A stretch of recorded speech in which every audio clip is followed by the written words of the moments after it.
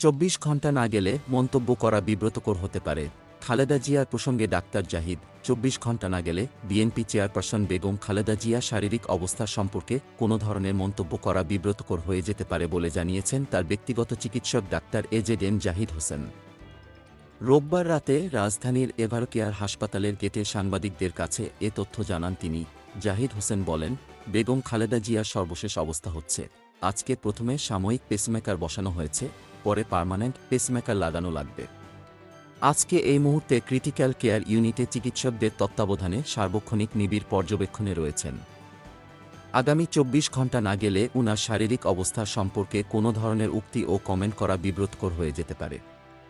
কাজেই দেশবাসীর কাছে উনার পরিবার, দলের এবং ভারপ্রাপ্ত চেয়ারম্যান তারেক রহমানের পক্ষ থেকে দোয়া কামনা করছি। তিনি বলেন, গত শুক্রবার গভীর তাকে অত্যন্ত অসুস্থ অবস্থায় তার মেডিকেল বোর্ডের চিকিৎসকদের পরামর্শক্রমে এভারকেয়ার হাসপাতালে স্থানান্তর করা হয়। পরবর্তীতে এখন পর্যন্ত তিনি ক্রিটিক্যাল কেয়ার ইউনিটে চিকিৎসাধীন আছেন। চিকিৎসকদের সর্বসম্মতি সিদ্ধান্তক্রমে উনার হৃদযন্ত্রের কার্যক্রমে এমন একটি অবস্থানে পৌঁছে গিয়েছিল, উনার ৩টি ব্লক ছিল, আপনারা জানেন।